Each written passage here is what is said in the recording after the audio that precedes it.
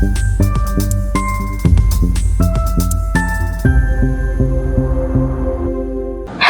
everybody, so today is going to be a quite different video from the most ones I usually post. So instead of just reading one fan fiction for you guys, I'm going to be reading two different fan fictions in one video. Why, you may ask, is because both of them recently got updated, and I know a lot of people have been waiting for me to read the new update, which I'm super excited about. First one we're going to be reading is Lady of Phantomhive Manor. The second one we're going to be reading is Into the Woods, Masky X Male Listener, up in here. So, for the first one we're going to be reading is The Lady of Phantomhive Manor. This one got updated one chapter, which is chapter 16. But we is going to go back a chapter for thy purpose of thy recap, which I have written here for us. So, for the Phantomhive recap, Sebastian took care of little baby Miss Girl, us, right? And the servants, along with CL, have been trying to take a picture of them, like, together, you know, like, or some of that sort, or just take mainly a picture of him. Has he noticed? I believe so. He has. It's just he kind of keeps quiet about it, I suppose. It went to the point where the servants climbed onto a ladder and then tried to take a picture of him. It's a funny scene, y'all. It's funny. Anyways, eventually, after that, I believe evening or etc., some guests came over for the new Phantomhive business strategy. If you want more details about that business strategy, y'all might need to go back in time and watch the video of this fanfiction. It's so good, but it's so cute. And anyways, after that meeting, eventually the night passed and the day came to which we go into more of the servants' shenanigans. Is it funny? It's hilarious. So, anyways, getting into these warnings, there will be mentions of violence, trauma, death, torture mentioned, attacks, mental instability / we're going to be having a mental breakdown in this second fanfic, and kidnapping mentions. Now these warnings only go to the second fanfiction, which is Into the Woods, Masky X Male Listener, and not the Little Lady of Phantomhive Manor, so do not worry. So yeah, guys, y'all have been warned. Get ready for it. Chapter 16. CL sighed and pinched the bridge of his nose after looking at the report laying on his desk. How can one idiot do so much damage in so little time? CL grumbled. Angelina popped her head out of her bassinet and looked up at CL. She stayed still for a moment, before reaching over and lightly pulling on his coat. CL glanced over in her direction to see her holding up a Fun-Tum bear. CL gently patted her head with a sigh. Thanks for trying. Angelina only giggled in response. Pardon me, young master, Sebastian said, as he walked through the door. What is it, Sebastian? CL asked, turning his attention to the butler. Seems you have received a special letter from Her Majesty, Sebastian responded, presenting a silver tray with an envelope and letter opener lying on top. Another case, CL asked, as he picked up the letter opener and opened the envelope. He appeared more intrigued as he read over the Queen's words. Interesting. What is it? Sebastian asked as CL handed him the letter. It seems like I am invited to the debut ceremony of the new Countess. Adriana Pontoch, Sebastian said with interest. Not a name you're familiar with, I assume. Never. CL said, standing up from his seat and turning to look out the window as gray clouds filled the sky. Pantoch is not a name I have ever once heard uttered among the nobility, not even in the underworld. To have the Queen herself decide to provide a debut ceremony for an unknown individual is unheard of.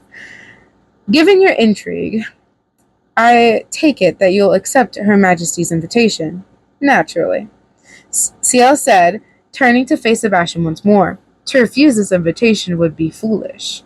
However, I want you to find everything you can on this Andrea Pontoch before the ceremony. Yes, my CL? A young feminine voice yelled through the manor with the bang of the front door bursting open.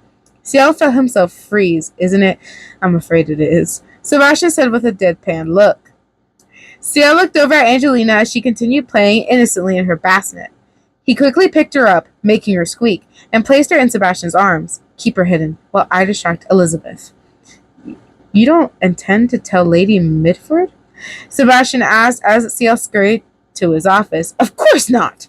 CL explained in a panic. If she finds out, she'll bombard all of us endlessly with her aesthetics. Sebastian thought about it for a moment as CL ran off. He could just imagine the endless mountains of baby clothes, toys, and pink-painted walls. Yes, we could all do without that. Angelina just looked up at Sebastian with a head tilt. Sebastian swiftly made his way out of CL's office into the kitchen. As soon as he entered the kitchen, Finny, Bard, and Mayrin dashed towards him with panicked looks. Sebastian, the crazy girl's back! Bard yelled. Yes, I am very aware. Sebastian said flatly as he handed Angelina Mayrin. The young master has made it clear, Lady Mitford, as to not find out about your young mistress. For how long? Finny asked. She can't stay a secret forever. That is of little importance. Sebastian responded. I must gather up all the young mistress's items from around the manor. You three are to watch her. I trust even you three can manage to make sure a baby simply stays in one spot without messing the whole thing up. Yes, sir, they quickly exclaimed. Very good. And without another word, Sebastian dashed out of the kitchen. Okay, this should be simple enough, Bard said. Just keep the young mistress hidden from the crazy girl. But what if she comes into the kitchen? Finny asked. Nah, Bard said, waving his hand. She never comes back here. Why would she? Oh, the young mistress is being fussy, Mayrin said as Angelina struggled in her arms. She's probably just hungry, Bard said as he started looking in the cupboards. Damn, do you know where the bottles and formula are? I don't know, Finny said as he started to look around as well. Sebastian and the young master are always the ones that feed her. Oh, they gotta be in here somewhere, Mayrin said as she absentmindedly placed Angelina down and helped the boy search. Angelina stopped fussing when she was on the floor and looked at her surroundings with interest. She started to crawl around until she took notice of a nearby door. She noticed a strange square at the bottom of the door and reached out to touch it. As her hand met the wood, the square moved back slightly. She giggled as she saw the strange square swing back and forth as she touched it. She then took notice of the green grass on the other side of the square and pushed her head through. She squeezed herself out of the door and tumbled into the soft grass with another giggle. She then took notice of a blue butterfly and started to crawl after it. Oh, I found the bottles, Finny gleefully said. And I found the formula, Mayrin said. Great, Bard said as he turned around to face them. He suddenly got nervous when he noticed Mayrin wasn't holding a certain something or someone anymore. Mayrin? I thought you were holding the young mistress. Oh, I was, but I thought I should help you look, Mayrin said with an oblivious smile. Then, where is the young mistress? Finny asked nervously. Oh, don't worry, she's right over... Mayrin froze when she only saw the bare kitchen floor. Mayrin? Bard said with sweat starting to form on his brow. The servants were all silent for a moment before breaking out in a panic. They all started to dash around the kitchen and the nearby rooms trying to find her. Meanwhile, Angelina was mindlessly crawling after the butterfly, occasionally reaching out a hand for it before plopping on the ground from losing her balance. She didn't act fazed in the slightest and continued to follow the butterfly. She paused her pursuit when she heard something nearby. She tilted her head before crawling towards a bush where she thought she heard a voice coming from.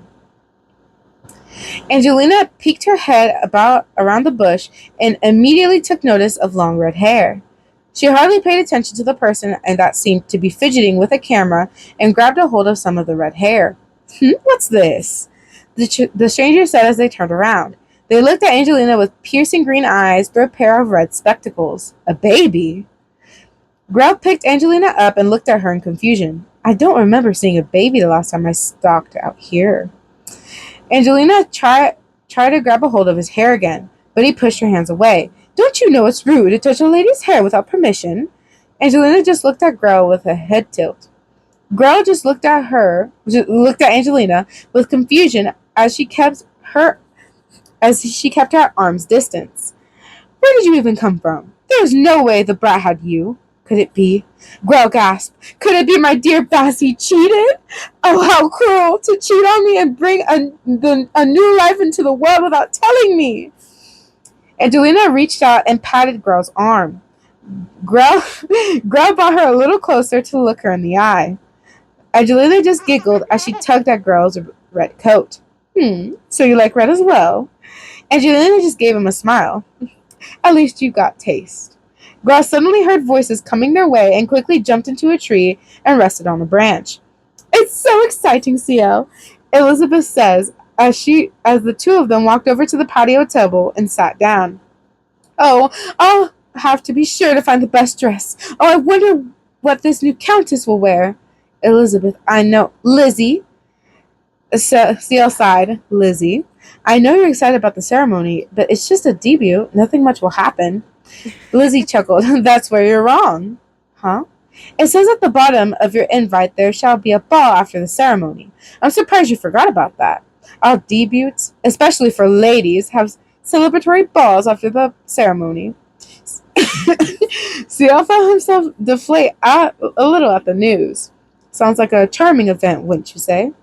Sebastian said as he poured tea for the two young nobles. Ah, look at him. Grell said as he positioned his camera. My Bassy looks amazing even when pouring tea. Angelina looked down and took notice of CL. She started to reach her hands out and lean down. Hey, what are you doing? Did you hear something? Lizzie asked. Don't worry. Sebastian said as he stepped towards the nearby tree. I'll take care of it.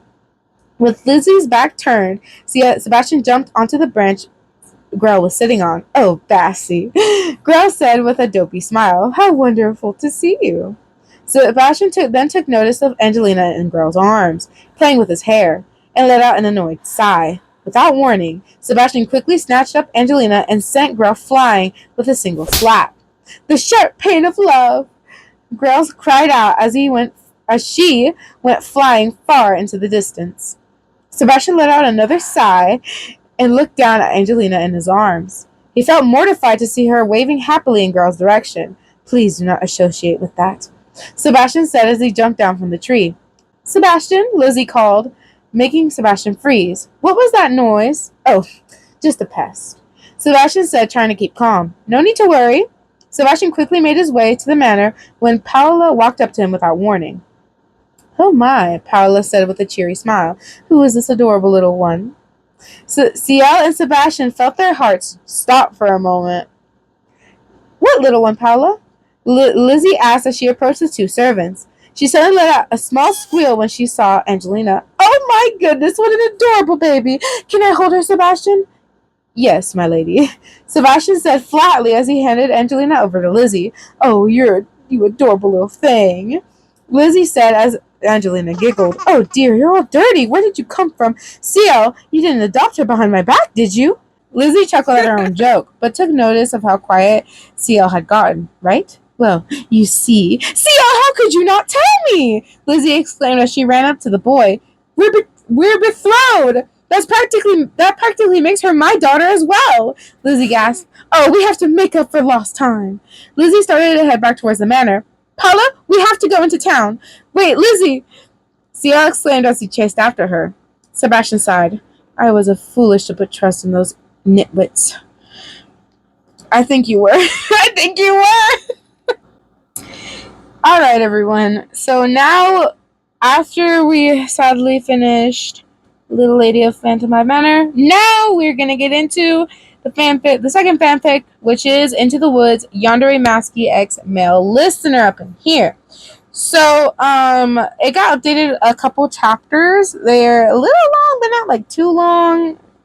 But anyways, we is currently in chapter 19, but we're going to go back a chapter for the purpose of that recap, which luckily I wrote, again, shortened severely. Alright, Into the Woods recap. So, we basically managed to escape Masky, along with some other items of some guns, protective gear to protect us, right? And as we traversed, and I think we went into the city, someone, I think, ran after us, or we followed after someone that we recognized that helped, or I think it was Hoodie or Masky, which we either followed or got chased into the woods. We fought them off, which our dog suddenly appeared, which is, I believe what his name is, Armand, and we ended up killing said person, long story short, which the one to stop us from like freaking beating the body to mush pretty much was Felix, which is our best friend, which as soon as we see, we kind of have a little bit of a breakdown. So we're literally going to be getting into a breakdown. So without further ado, let's get into it. Chapter 19. I really am a monster. Your voice came out shaky and quiet, though the words seemed to jolt Felix back into reality. No, Yandere. You're not a monster. Felix stuttered out before rushing to your side. Come on, let's get you home so you can get cleaned up. He was clearly trying to hold himself together, reaching out and gently taking your hand. You stood up without a fight, mentally thanking Felix as he wrapped an arm around you and began leading you home. It was hard to consider anywhere but that dingy cabin home anymore. Since the hooded one was here and Tim wasn't, it only raised a question for you. Was he dead? You were probably never going to see him again, but perhaps that was for the best. After all, you were with Felix again. The walk was long and silent, but eventually you two reached the small house you had once missed so much. Felix leading you inside and down the hall to the bathroom. You went in silently and locked the door behind you, stripping and getting into the shower. You were home, yet it didn't feel like it. You felt like you were in an unfamiliar place, even though this was your home, and everything was practically just as you left it. You couldn't believe you were back. You should be ecstatic, but you only felt empty. Perhaps you just needed some rest. After finishing, you stepped out, drying off and grabbing wrapping your towel around your waist before heading to your old room to get some clothes. It was all just as how you left it. I know you would come back, so I didn't touch anything. Felix's voice came from the door just as you were about to put a shirt on, having already dug through some pajama pants. You looked back to see him staring at your back, likely at a few scars on it. Looking away after a second, you let out a soft sigh, slipping your shirt on and turning around. Thank you, Felix. You said quietly.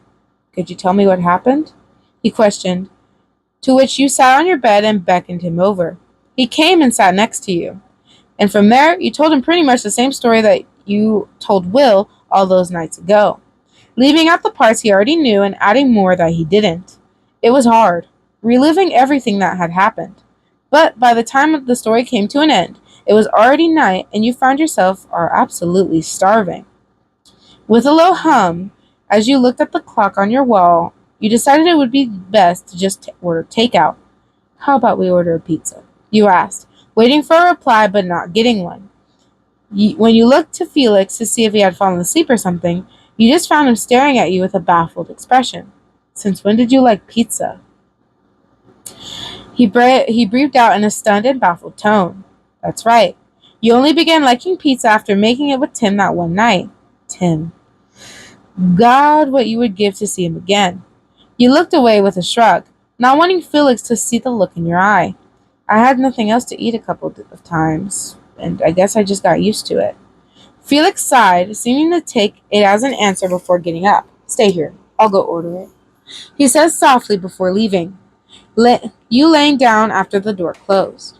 It was quiet, and for a while you heard Felix talking though you couldn't make out his words. It was the sound of a door slamming, Armand beginning to freak out, and Felix yell that caused you to lurch out of bed and dart into the room. As your eyes landed on a familiar figure, you felt a sense of happiness and relief wash over you only for a split second before dread settled in as you saw what was happening. Tim was here, but he was trying to kill Felix. God, could this day get any worse? You practically threw yourself at the masked man, throwing him from Felix and wrestling with him on the floor. What are you doing? He yelled out in shock and anger. But you weren't going to stop, even if you did feel something for him. I killed the hooded fuck, and I'll kill you too if you hurt him, Timothy. Tim stopped struggling at that, his body soon going limp and causing you to forcefully slam his arms down, pinning them at his sides, to which you winced at. There was a somewhat defeated feel to his actions, as those words had cut him deeply. For a moment, you felt fear. Felt as though you had just made the biggest mistake of your life. You killed him? It was as those airy and light words left his mouth that fear fled from you. Ryan, what the hell is going on? Felix shouts from behind you, his voice laced with confusion and fear. Felix POV. No, Ryan. You're not a monster. I stuttered over my own words as they fell from my lips, unsure and feeling as though they were lies. No, he wasn't a monster. But what I really wanted to say was that being a monster wasn't such a horrible thing. From the Latin root monstrum, a divine messenger of catastrophic. Catastrophic. Later adapted by the Old French to describe beasts such as griffins, satyrs, centaurs, and the such. To be a monster is to be a hybrid signal, a lighthouse, both shelter and warning at once. Ha, look at me, acting like a nerd. But to me, Ryan was a monster, a beautiful mix of uncharted anger and love, something so unworldly yet more welcoming than any god. Seeing him again, even to see him commit a murder before me, even as he stood covered in blood, was like seeing an angel. I felt an overwhelming fear, but even more so, I was overjoyed to see him alive. I brought him home, letting him go take a shower as I threw his bloodied clothes into the washer and fed Armand. I waited for him in the living room, listening as he shut the shower off and walked to his room before standing, hesitating as I contemplated going to speak to him or not. Before I could come to a conclusion, my feet began moving, bringing me to the colored-haired man's room. I don't know what color you guys want him. I'm a dark-haired man's room. Stepping in just before he pulled on the shirt. The sight of his back left me speechless as I stared at the various wounds, some old and a little more than scars, and others fresh. Everything from bullet wounds to deep scratches and even bite marks. I could only imagine the horrors he had gone through. Prying my eyes away, I spoke. I knew you would come back, so I didn't touch anything. Thank you, Felix. His voice was quiet, barely loud enough for me to hear, and yet it was all so beautiful. I'd missed the way his voice sounded saying my name. I'd missed his voice wholly. Could you tell me what happened? I questioned wearily, taking a step into the room as I watched him walk to his bed. I was unsure if he would be able to speak of what happened, though I wished to understand. As he patted the bed beside him, beckoning me over, I prepared myself for what I was about to hear and sat next to him. He began with his reason for leaving, explaining how his car broke down, how he got chased by murderers, captured, and locked in one's basement. He told me how he fell in love with his captor, how he got chased down by the man I witnessed him kill after stepping outside, how he was nearly killed multiple times, and how he found himself, by accident, back here. Even with him telling me, however, it all seemed so hard to imagine. Not even because it was unbelievable, because it was just so horrific. However, above all, what hurt me the most was to hear that he loved someone else. I know we never established a relationship. We just agreed to stay just friends. But even so, how about we order pizza? The shock of what I heard coming out of his mouth. Pizza? He wanted pizza? He looked back at me with a confused expression. probably wondering why I haven't spoken. Since when do you like pizza? I breathed out in a stunned and baffled voice, probably sounding a bit ridiculous. I watched as he looked away, an expression in his eyes that I could only describe to be as someone who was longing for something currently absent in their life. I watched as he sighed and gave me a shrug, his actions telling me everything. I had nothing else to eat a couple times, and I guess I got used to it. It had nothing to do. It had to do with the one who kidnapped him, didn't it? I could only do so much to fight back the upset that came when I realized he really did love the murderer. Stay here. I'll go order it, I offered. His voice soft as My voice soft as if I raised it any louder my feelings would become apparent. I stepped out of the room, walking down the hall quietly as my thoughts wandered. The house was silent, the only sound being of that of Armin chewing a toy in my room as I passed it. It almost felt as empty as before. I could only hope it would change soon. I grabbed my phone off of the living room table, turning it on and looking up the number for Tony's Pizza before dialing it as I walked to stand in the doorway between the kitchen and the living room where the tile met carpet. My mind wandered as I waited for an answer, the click of the line being picked up, bringing me back. Tony's Pizza, how may we help you? The tired voice of a young man spoke on the other end. Hi, can I order one large pizza with extra cheese and pepperoni? I asked, about to call YN to ask what he wanted when I heard a door slam, causing me to jump as I let go of the phone, it dropping to the floor with a thud. I barely had time to turn around before I was attacked, being thrown back into the coffee table and letting out a shout of pain as my right shoulder hit the wooden furniture harshly. It was seconds before I felt my attacker's weight drop onto me, having hardly enough time to have opened my eyes again when he did.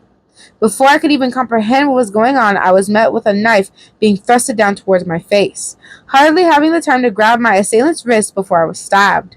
The man above me wore a white mask with feminine features, the black paint scratched and the white dirty and worn. Though I didn't have time to study his mask, as before I knew it, someone tackled the man off of me. What are you doing? The masked assailant yelled out in shock and anger as I pushed myself up with a wince, staring in shock as I watched YN easily overpower this man. I killed the hooded fuck, and I'll kill you too if you hurt him, Timothy. YN's voice sounded so full of authority, so demanding. It was almost frightening, sending a chill down my spine, lighting my nerves up like a bolt of electricity. YN slammed the man's hands to the floor with such force that I swore he'd break his wrists. The air felt stiff as the two sat still, staring at each other with unspoken tension.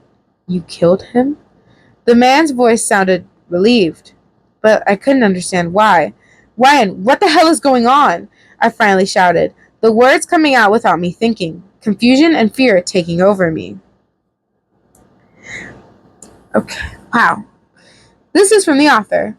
Hey y'all, been a while. I'm back to updating, maybe. LMAO. Anyways, what's your favorite side dish to order with pizza? Mine is probably buffalo wings. Stay safe and creepy. Kai out. Chapter 20. What are you doing? He yelled out in shock and anger. But you weren't going to stop even if you did feel something for him. I killed the hooded fuck, and I'll kill you too if you hurt him, Timothy. Tim stopped struggling at that, his body soon going limp and causing it to forcefully slam his arms down, pinning them at his sides, which you winced at. There was a somewhat defeated feel to his actions, as though those words had cut him deeply. For a moment, you felt fear. Felt as though you had just made the biggest mistake of your life. You killed him? It was as those airy and light words left his mouth that fear fled from you. YN, what the hell is going on? Felix shouts from behind you, his voice laced with confusion and fear. You could only let out a shaky sigh as you got off of Tim, looking down at him with a small glare. Look, as much as I care about you, both of you, I won't hesitate to beat the shit out of either of you if you try starting any fights or killing each other. You state sternly before heading towards the kitchen in desperate need of a soda. God, I'm 19. I shouldn't have to deal with this shit. 20. You're 20, YN. Your birthday was last month. Felix corrects you, causing you to look at a nearby calendar. Damn, for real? No wonder I feel ancient. This is your fault for locking me in that damn basement, Tim. You hissed the man's words out. You hissed the man's name out with malice, causing him to flinch at your words. Satisfied with his reaction, and ignoring Felix's shocked shout at the realization that Tim was the one who had locked you in that basement, you went into the kitchen to go grab a soda, but came to find the fridge completely void of a sugary drink, or really anything for that matter, of course. Felix would neglect to buy groceries. Did he even have a job? Probably not. It was a miracle that Felix had lasted this long on his own, honestly. It was then that you noticed the phone on the floor, staring at it for a moment before mumbling a curse under your breath and picking it up. The screen was cracked, but it still worked. That aside, the call Felix had previously been on with the pizza place was still going on, and you could hear the voice of a man on the other end calling out. With a sigh, you bring your phone to your ear. You bring the phone to your ear. Hello? Sorry about that. My dumbass friend decided to fuck with us. You tell the man on the other end, shooting a glare at Tim, who had walked into the kitchen. Tim, in response, winced. You cared little, however, turning away as you continued to speak. I want a deluxe and whatever my friend ordered. Yeah. All right. Anything else? Yeah. You guys still deliver liter bottles of soda, right? Yes. How many and what kind? 2. No. 3 Cokes, please. The man gave you the order total. You thanked him, and the call ended. Okay.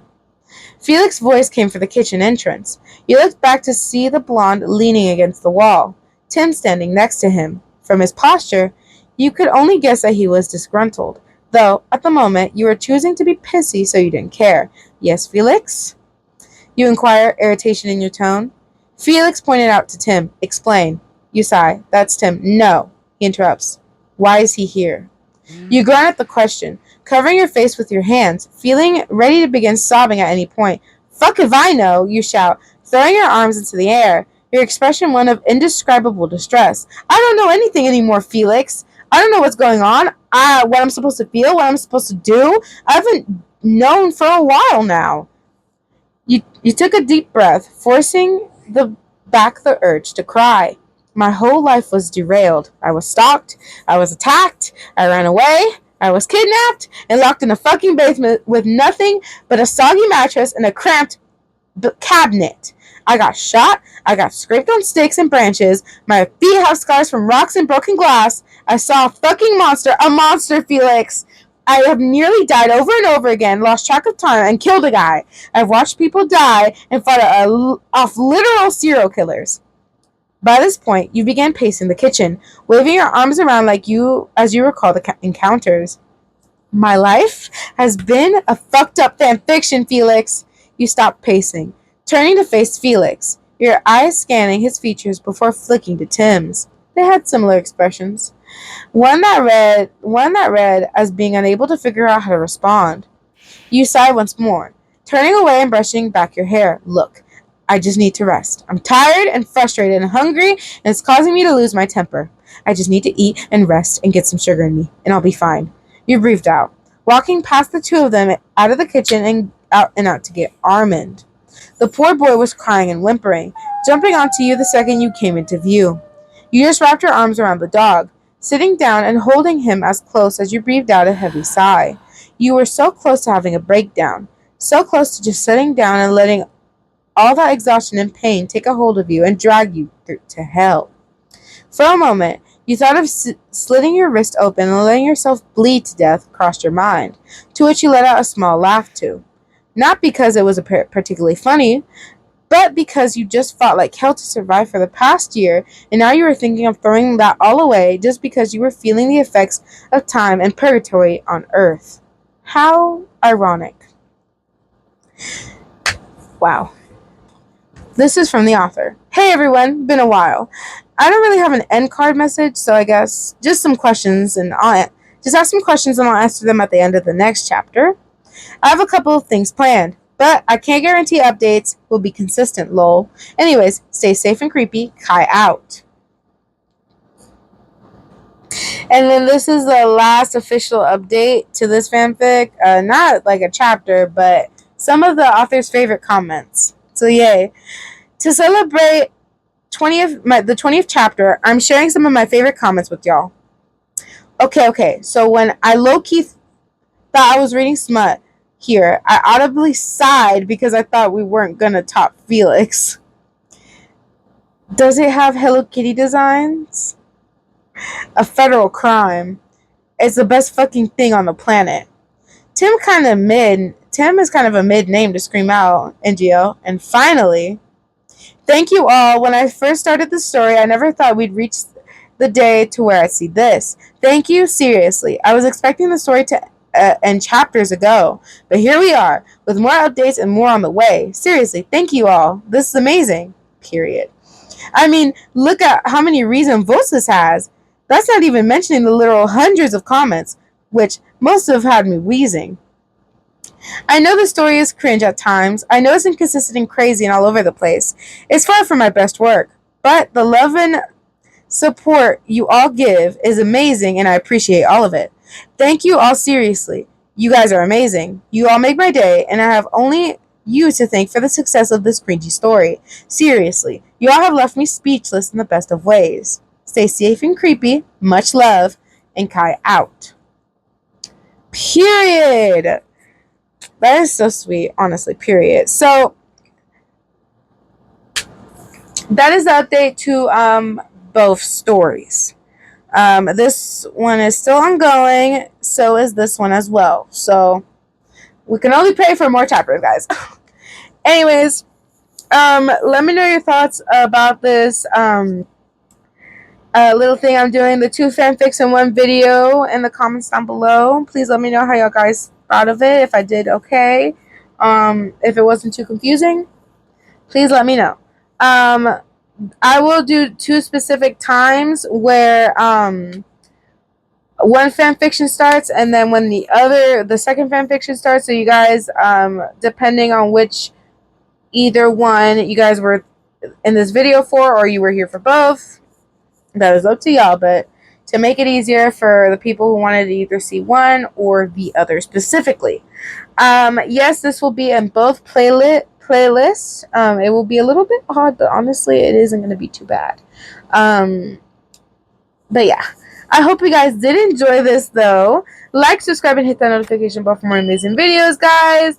I can't wait for more updates to read to you guys. These are the most recent updates as of currently.